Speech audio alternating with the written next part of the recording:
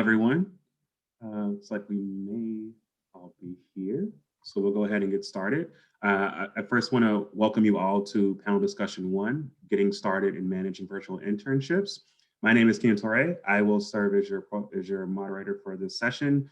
I am the program officer with the placements department at Cultural Vistas, and I am joined by my colleague, Christine Pava, who serves as a senior program manager in Train USA. She will deal with the technical side of this discussion. So I briefly just kind of want to go over the structure of what this panel discussion will look like. I will ask that our panelists introduce themselves, their company, and kind of what their company does and their relationship to the interns. They will next, of course, introduce their internship programs, the ways their internship programs looked prior to the pandemic and kind of the evolutions it took as a result of the COVID-19 and some of those challenges. So we definitely want to have a rich discussion, and I definitely invite all of our audience to ask questions. If you have a question, please feel free at any time during the chat conversation to drop it into the chat. If you have a question and would prefer that the moderator would ask the question, please feel free to send that directly to Christine. So we just want to remind all of you to please continue to stay on mute. Our panelists will talk for about 10 minutes each over the topics, and then they'll definitely give us some time for a discussion at the end. So without further ado, I want to thank our panelists again for taking time out of the middle of their day to provide their expertise, and I will hand it over to Kathleen to get us started. Hi, thank you so much. It's great to be here. The topic is super interesting to me. I'm Digital Managing Editor for Education at Voice of America. For those of you who don't know what Voice America is, we reach about 250 million audience a week. We're an international broadcaster. We tend to broadcast in places where there is not a free press or it's difficult for people to get information. Student Union, our product appeals to international students who want to come here or who are here. So all of our stories are very youth oriented. I have been working remotely actually since 1991 when I moved to Jerusalem as a correspondent. And I learned things like email, and I would come home on home leave and say to my friends, my God, I have this thing, email. It's so cool. And they'd say, no, I'm never getting email. It's too intrusive. And I was like, okay, right. And like now, who uses email? Everybody's texting. So for me, it's just been this kind of continuous thing over a long period of time. And I feel really lucky that the field that I'm in, journalism, is usually one step ahead. My team are all interns. I don't have any staff writers or staff videographers. They're all interns. They're both American and international. Under normal circumstances, they would come into the office. They would work like a semester.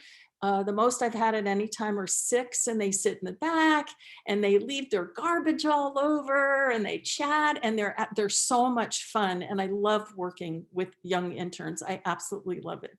I'd go as far as saying I prefer it over people who are older because they're just so enthusiastic.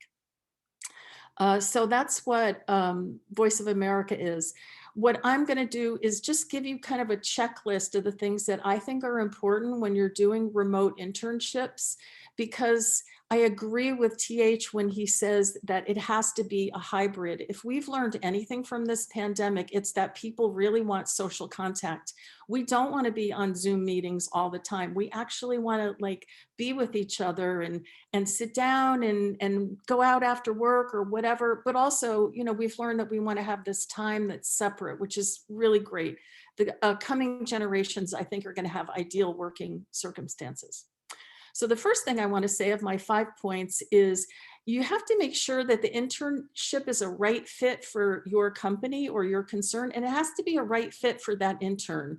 Because as you know, interns really want those internships for their CVs, for the work experience, and sometimes they'll take something that really isn't appropriate. So for instance, you know, we do journalism, but we do web, we do broadcast, we do video, we do social. It's absolutely not true that, oh, let's give the social media to young people. No, it's just not true at all. They don't all love social media just because they're on TikTok or Instagram. It really takes people who have an interest in, say, marketing or promotion, who are really going to, you know, promote your product, not just because they're young. I have interns, I'll say to them when I'm interviewing them, why do you want to come here? And they'll say, oh, well, I love to write, or I want to be an advocate. And that is such a red flag for me, because we are journalism. We are not advocacy. Just because somebody likes to write doesn't mean they're going to be good at this internship. And what I'm teaching them is, this is how you research. This is how you interview. This is how you can take these skills into a lot of other fields. But while you're here with me, you're a journalist, and that's really important. I always ask them, what career are you pursuing? What is it that it's kind of a cliche, but what do you want to do when you graduate? What do you want to do 10 years from now?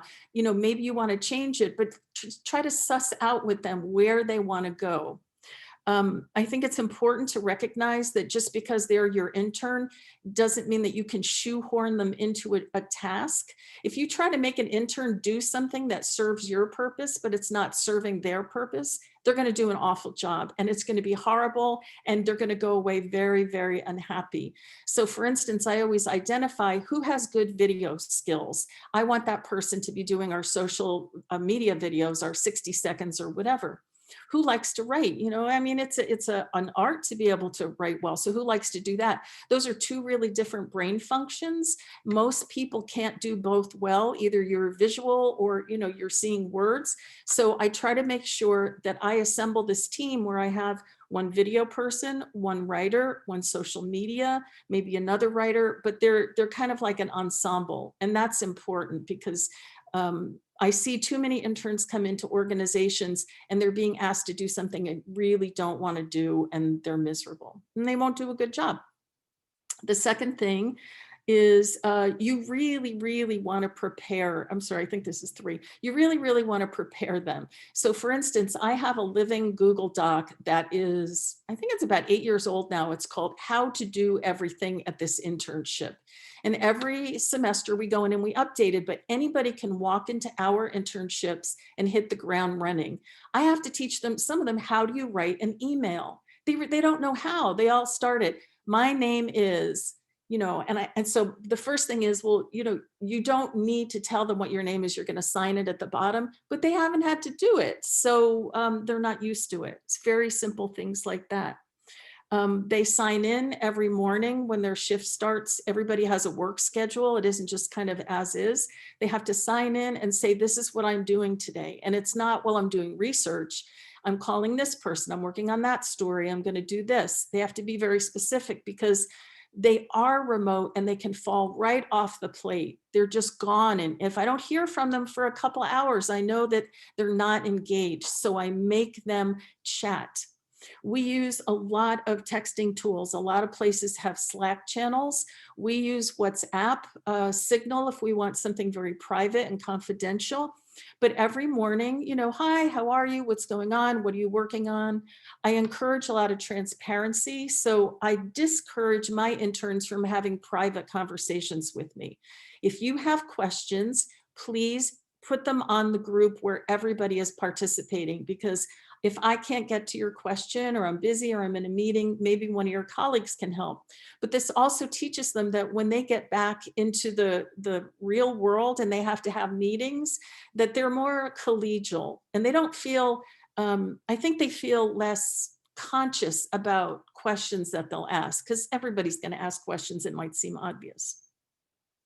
The next point is communication, which is incredibly important. We have a weekly Monday meeting. It's a Zoom meeting. It's only a half hour. We have no more Zoom meetings than that. Everything is done either through text or on the phone. I'm on the phone sometimes with interns for maybe even an hour or longer. Say we're designing we have a new social media series coming out. It's about where international students come from, where they can get scholarships. So I'll be on the phone with one intern and we'll be on Canva, which is a design app, and just, here, move that over a little bit, make that green, make that red, whatever, because otherwise I watch these text conversations when it's just the interns, and they will go on and on and on and on and on, which they could just pick up the phone and talk, but that's not what they're used to. And I think that's important. Let's see. And I guess the last point is that, I call it exclamation points. This is an age group and a generation for whom an exclamation point at the end of a text or a sentence can make all the difference in the world, right? So, and sometimes no punctuation at all, because maybe they're not using punctuation in a text. But if I write, I have, if you're going to write something that's going to either correct them and not necessarily criticize them, but you want to tell them to do it in a different way, or maybe they did something in a way that's not really working, that exclamation point is the difference between dashing their hopes and making them feel really encouraged. So, and my friends who are in my age cohort are like, what's the cohort? What's the difference? What's the deal with all these exclamation points? Like, calm down. You're like little Susie Homemaker. I'm like, no, really, for the people I work with, it's important. Let's see, what else can I tell you? Oh, two things that I tell all my interns. One is I have a no blame, no shame policy. I think that our society in general has really lapsed into a blame and shame kind of mode of operation. And so I tell them there's no blame and no shame. If you make a mistake or you do something wrong, we just make it right. I don't want you to suffer over it or feel like you're going to get a bad grade or something like that. It's all about, are you moving forward and are you getting better? And am I helping you get better? You need to ask. My last point is, no question is too stupid. And I make a big deal about with them. No question is too stupid. And the example I use is when Ronald Reagan was president, he gave a press conference in which he was talking about arms sales. He was talking about something called a Toll missile, T-O-L-L. And he said, yeah, they're really small, they're really light, you can put them on your shoulder. And this is going on and on and on for quite a while. And finally, a reporter with the AP raises his hand and says, President Reagan, if I'm not mistaken, the Toll missiles weigh 200 pounds and they're 10 foot long and blah, blah, blah. And so the president of the United States had to kind of backtrack and say, what these missiles were really like. And I'm sure that room was filled with reporters who were thinking the same thing, but then thinking, no, that's really a stupid question. If I ask that and I'm wrong, I'm going to look stupid. Well, but it's usually the stupid question that gets to the heart right away. So I would say that's really important. And I think that's all. I probably rushed through it, but please connect with me on LinkedIn if I can be of any help to anybody. I've been working with interns, like I said, at least 10 years or more. Some of my interns are now with the New York Times, the Washington Post. There's a woman who works for CNN who, when she came to me at a job fair at Harvard, said she wanted to go in journalism. I said, oh, you don't want to go in journalism. You're too smart for that. Be a lawyer or something. Well, her name is Abby Phillips, and she is like a superstar now. So thankfully she didn't listen to me. Let me know if there's anything else I can help you with. Thanks. Thank you. And I will open the floor to Neave if you would like to go next. Sure. Thank you for having me today. My name is Neave Denny, and I am the Research and Program Coordinator at the Reischauer Center for East Asian Studies at Johns Hopkins SAIS. And just to give you a little bit of background on what the Reischauer Center is, we are a multi-tier research center, much like many of the think tanks that you see in Washington, D.C., where you have your experts, you have your visiting scholars and visiting faculty from around the world. But we have a few other layers underneath that, in which we have a fellows program, which are people who have graduated with their masters or who seem to excel and have a lot of experience in East Asia. And then we have our internship program, and that's kind of what I will talk with you about today. One of the unique things about the Reischauer Center is that we tried to build a team similar to what Kathleen just spoke about, but in a different way. Our team is based on skills, but also language. So because we build research about economics, politics, trade, industry, we need people who are interested, but also experts in that field. So we have government members from Japan, we have visiting faculty from Korea, Italy come in, but our fellows usually have lived abroad for about 3 to 5 years and have gained knowledge outside of their own country. So we like to think that they're very malleable, but they're also extremely curious about the world. And our interns need to match that. And we try to get interns who have Korean language skills, Japanese language skills, and also Chinese language skills, because our fellows need to pair with our interns, and together they build some really great research that we put out into the world. So before, the great before, as my former roommate liked to say, we had a team of 5 fellows and a team of 3 interns. And we had one from Korea West, one from Japan, and one from China who went back also. And Johns Hopkins sent out a note around 5 p.m. Saying that tomorrow you will not be coming in. And our interns turned to me and said, "What about my suit jacket that's sitting at my desk?" And we've been working since then.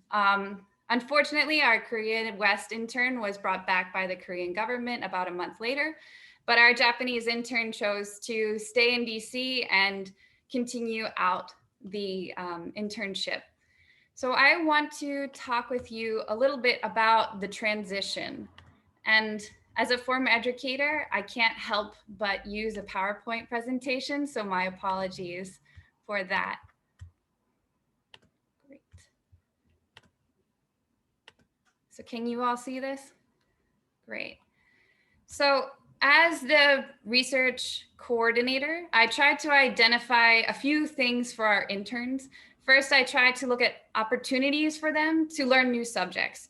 Many of them have studied economics or politics in undergrad, but they really don't know what that means, or they're just kind of getting their feet wet.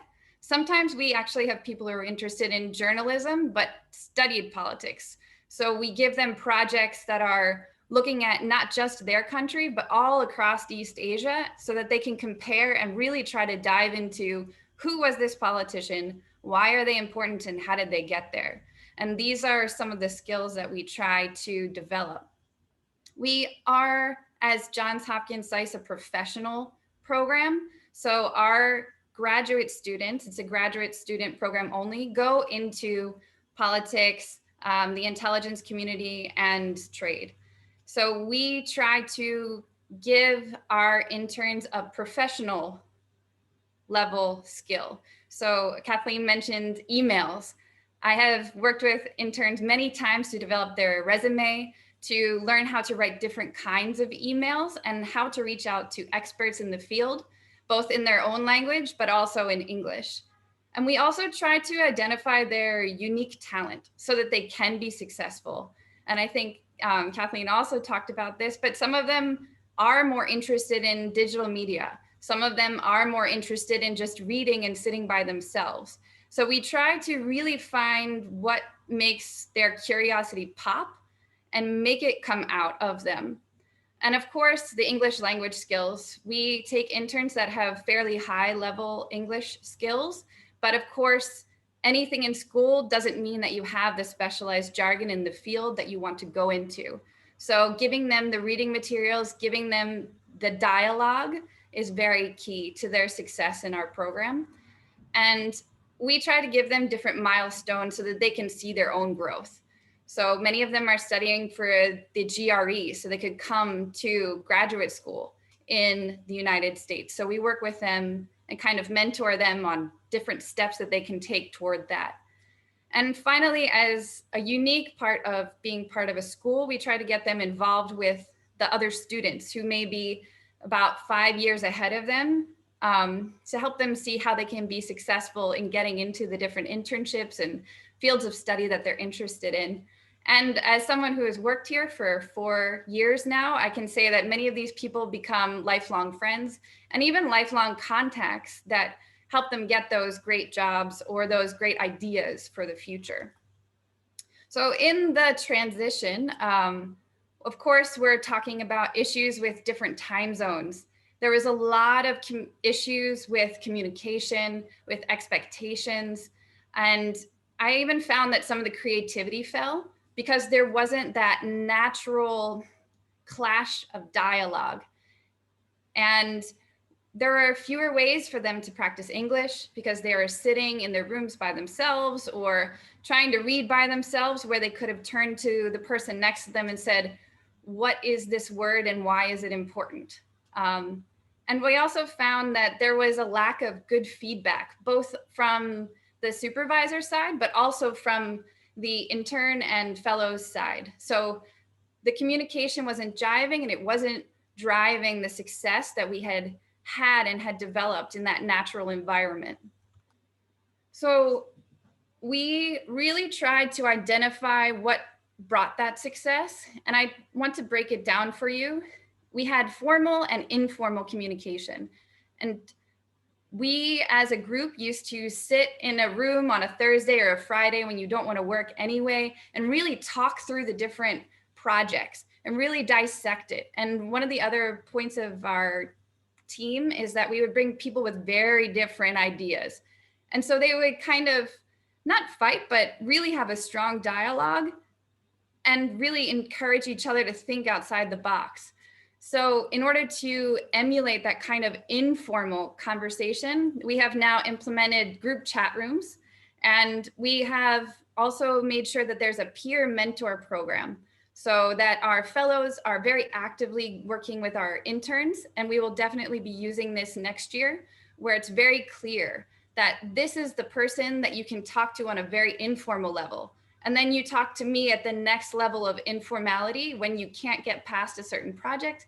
And then the director is the one that you go to get your assignments. So we're really trying to make those levels of formality and informality, and also just a lot of increasing opportunities for FaceTime.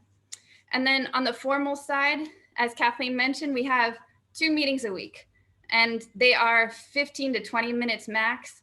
And any problem that is coming up is discussed with the group, but then they can have individual meetings with me on this side.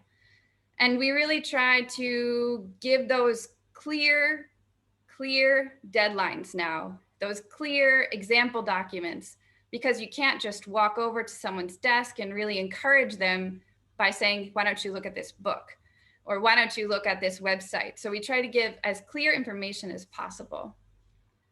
For our milestones in the past, our interns have developed our podcast. Our interns taught our director what Facebook was, and now that brought in a lot more people who want to look at our research.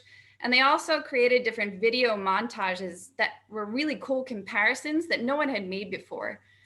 In the virtual world, you can also create these new digital medias for getting out research, but we also were able to get our intern into our conference and have her live ask questions to these experts, which she can now put on her resume. She can now be proud that she did this in English on a public stage.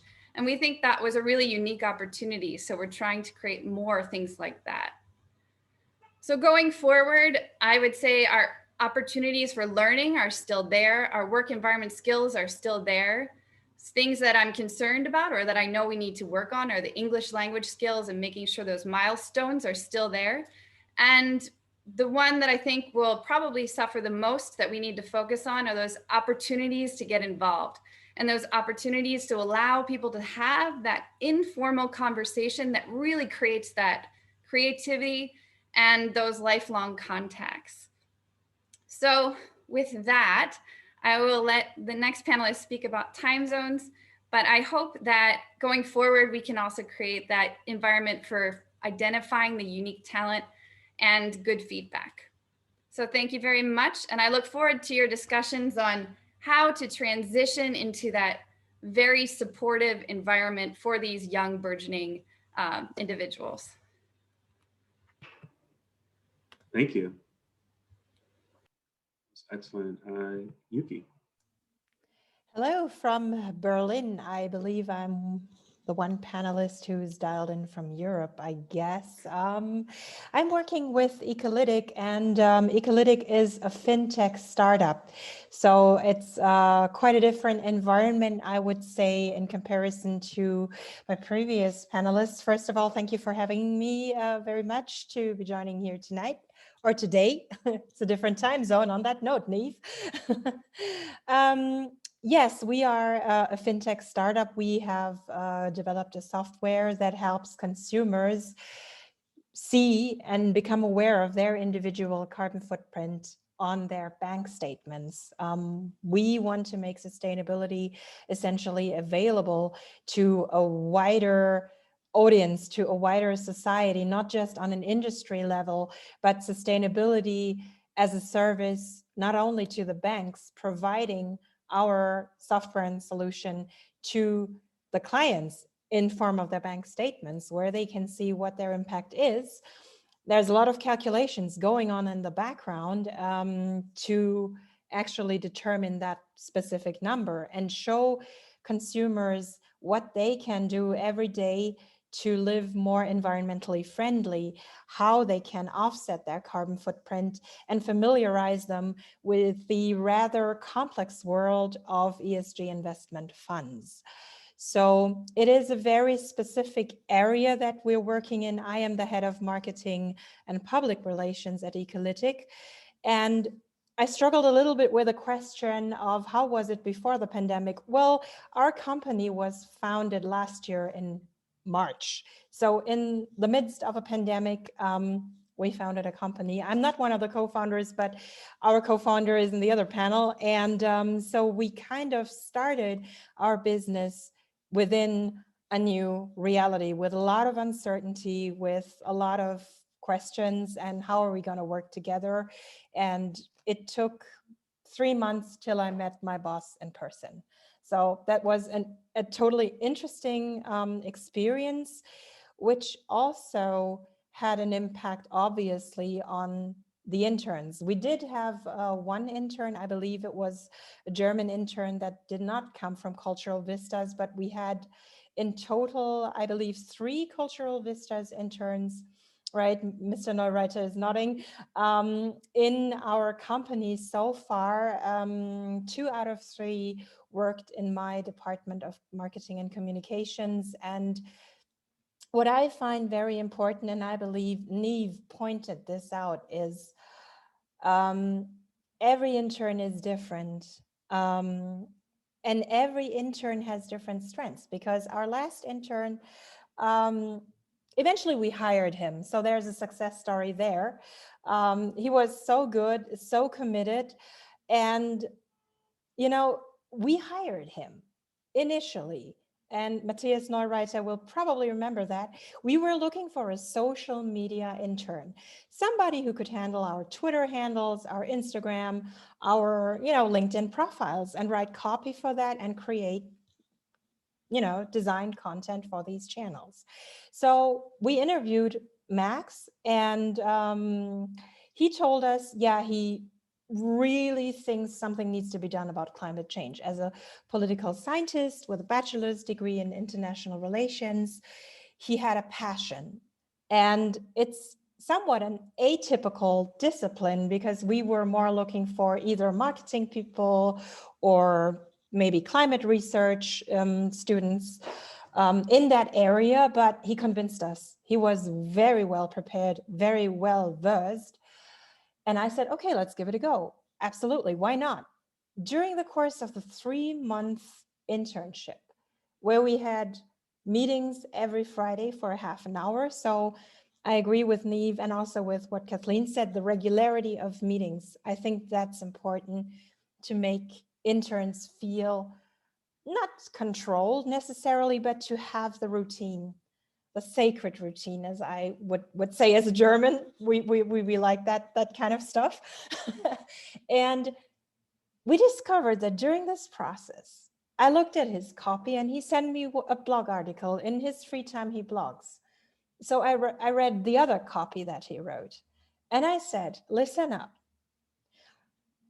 How comfortable would you feel in setting up the ecolytiq blog newsroom with articles on sustainable finance, op-ed style pieces, pieces that are thought-provoking, pieces that address a wide audience, from investors to, regular people like you and me, people who may have never heard of sustainability and finance. It's a very niche topic.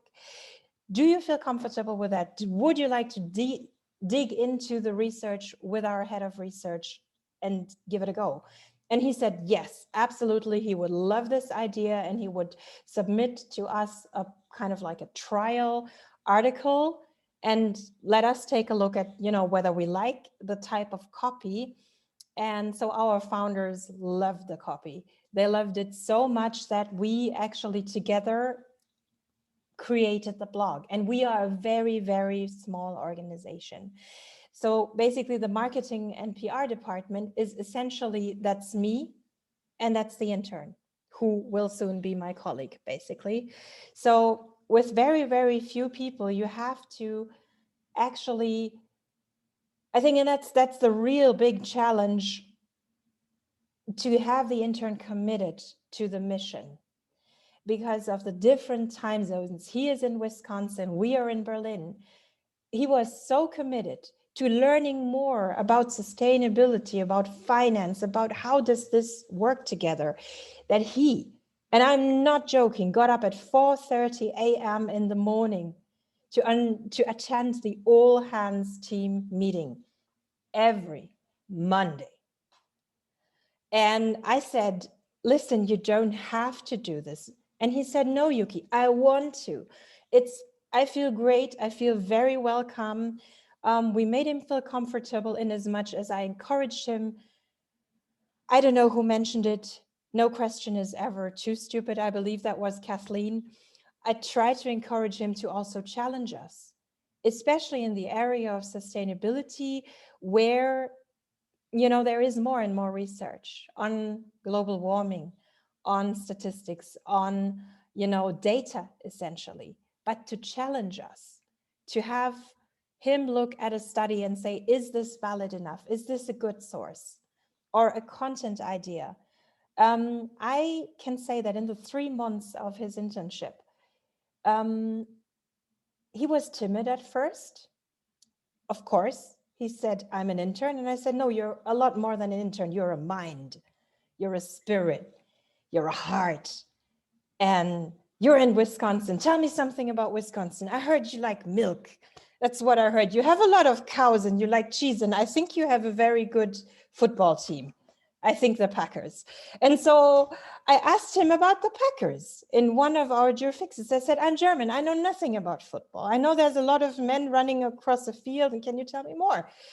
And then he said, oh, yeah, of course. And I only understood, frankly, I still don't know much about football. But anyway, this was kind of like icebreakers, also cultural thresholds that exist, cultural limitations. And I think in videography, Kathleen, correct me if I'm wrong, I think there is a fourth wall when you are in a movie or when you're looking at a film, and there is this fourth wall of that screen, and to somehow make it a little bit thinner through just casual conversations that seem totally unrelated to neither sustainability nor finance, nor the copy articles that needed to be written. But he told me, when ultimately we asked him about his future plans and said, what are your next steps going to be? And he said, I want to come back to Germany. He speaks fluent German, so that's a big plus for us.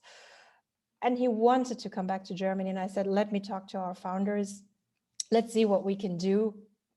And he said that he would like to work for us, not just because he's interested in sustainability, but because he loves the people. And that's, from an employer's perspective. And, in a few weeks from now, on April 1st, you will start working for us full-time in Berlin. That's a great honor. That's the greatest thing that you can hear when an intern says, I'm living thousands of miles at the other end of the world, but I liked it so much. I give you that leap of faith to get the visa formalities done, and they've been driving us crazy. There's so many forms to fill in, and it's a quite lengthy and bureaucratic process, but we want to help him to make his dream come true, to come to Germany and live in Berlin and have him with us. And I would say that he has become really literally indispensable for us because he created what is ecolytiq through the copy that he wrote for us. He shaped the language, and I supervised him, of course. I gave him pointers and said, you know, that's the idea, that's the message that we would like to get out, but the copy is his. I tried to not influence his copy too much. I wanted him to find his own way of finding the language of sustainability, something that people would take pleasure in reading. He's also a videographer, and I'm already inviting him to, you know, come up with great ideas for video content. So I challenge him just as much as he challenges us. And time zones can be a problem. That's what I personally know as a half Japanese with my family living in Japan. So I am familiar with this problem. Neave probably as well with her researchers and fellows in Korea and Japan and China. That is an issue, but I think if every one of us makes a little bit of an effort and commits to something greater, bigger, and more important than yourself, and drives the passion. I know passion probably is not enough to get you far enough in life. It's a combination of multiple factors, but it's something that will carry you through over a distance of thousands of miles, and that helps you overcome that fourth wall, so that it's not a limitation, but that, you know, you show each other, well, you know, we can do great things together through the way, and I believe that's what Kathleen and Neave have also pointed out, through how we communicate, which language we use, how closely we supervise an intern or an employee for that matter. I think there's not much difference between the two. So yeah, that's my 2 cents of wisdom that I can share with you. If you have any questions, like Kathleen and Neave, I most cordially invite you to connect with me on LinkedIn. And yes, then I hand over back to Keenan. Thank you very much. Great. I mean, that was really great. I appreciate you sharing those stories. It kind of dovetails into a question that I had for the broader panel. Yuki, Kathleen, Neave, you all kind of talked about the importance of culture, and whether it within your workplace. And Kathleen, you pointed about like the intern culture in the office. Neave, you talked about the peer to the mentorship process that you created to try to encourage some of that culture process going across both sides. And then Yuki, you even talked about inviting interns to ask questions and push. So going back both ways in terms of culture. If you could all just kind of briefly, if there's any other things that you would encourage employers to do, because that's one of the things that does get kind of lost in the virtual experience is the cultural aspect, and sharing both ways from the employer side, but also from the participant side. What are some other things that the employers thinking about virtual can do to keep that process of cultural sharing going?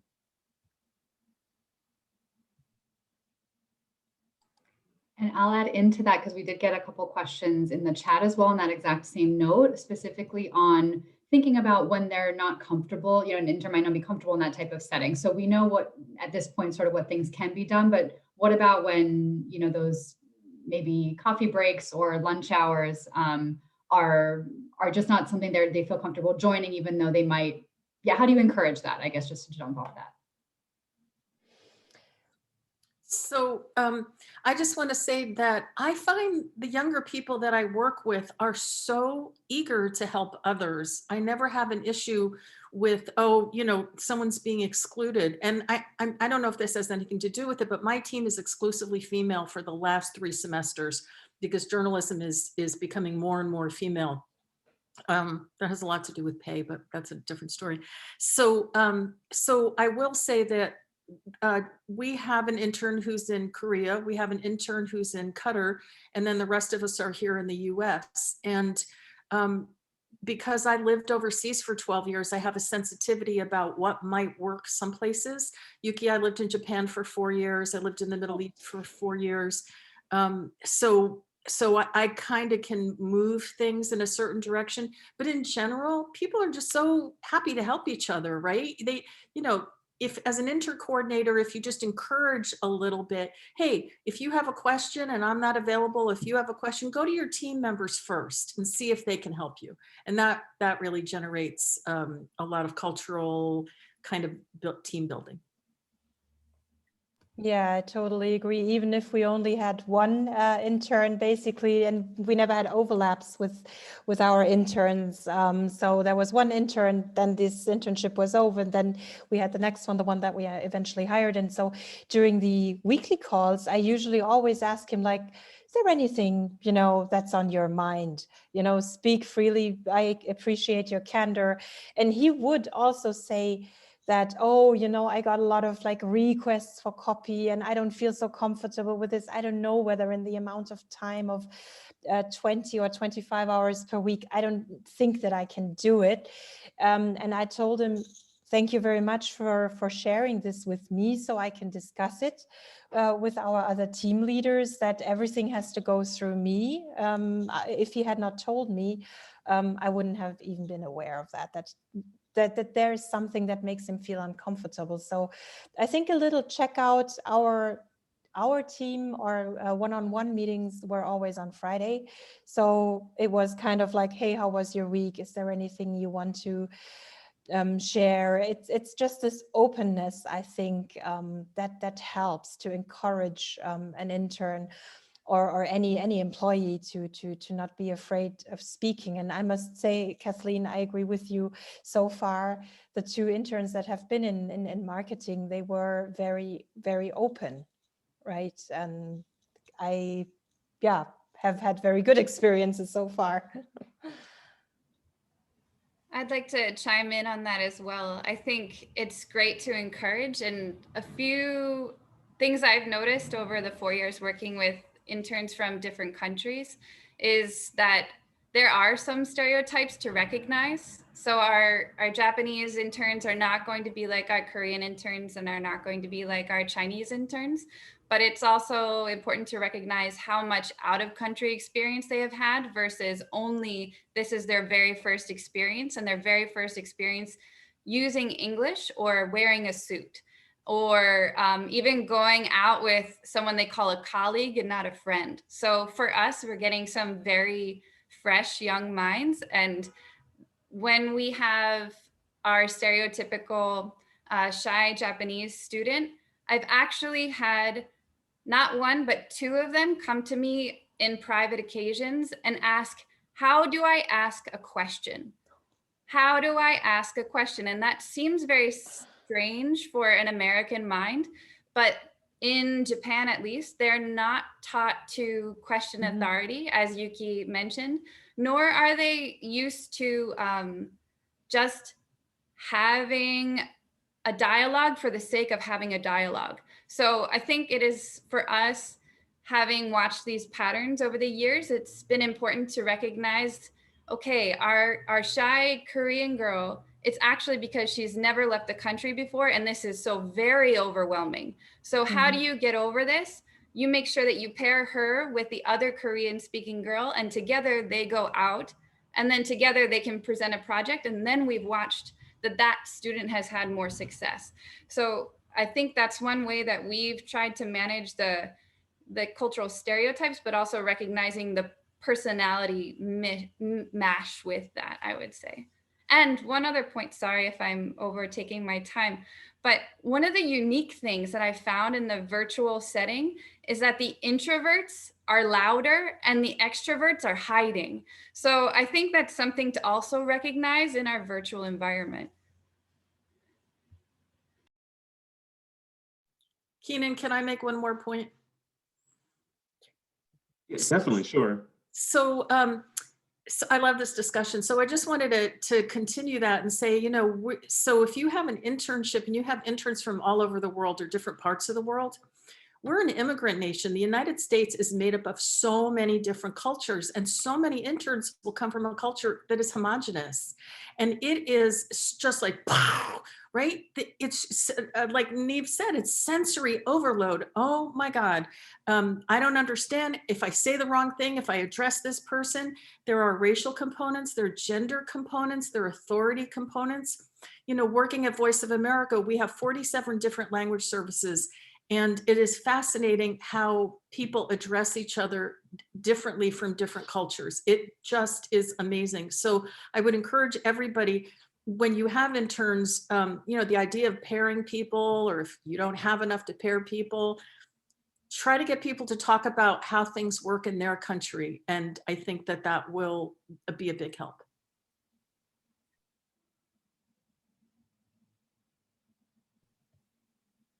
Okay, Christine, do you know if we have time for another question, or should we just open the floor for final thought? It sounds like we might have to go ahead with our final thoughts. Yeah, what's on timing? Okay. So again, I want to thank all of our panelists for taking time out of their day to share your expertise and experience with us right now. And if you have any final thoughts, we would greatly appreciate you sharing them.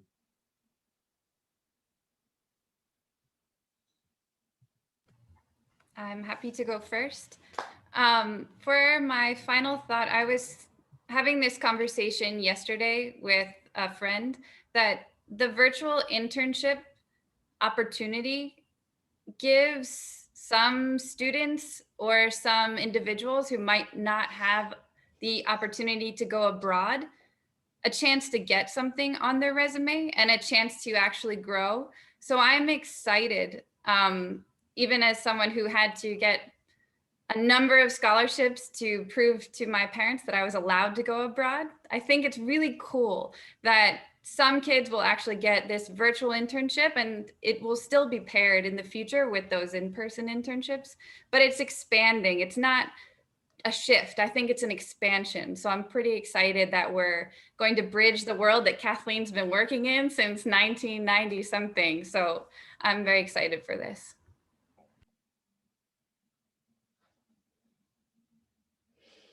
Yeah, I think I totally agree with you, Neave. I think it's also, as has been said in the introduction, it will be a kind of a blended experience. We're still probably going to have a fair amount of, virtual work, and also this, feeling tired after Zoom calls, having a tired mind and tired eyes.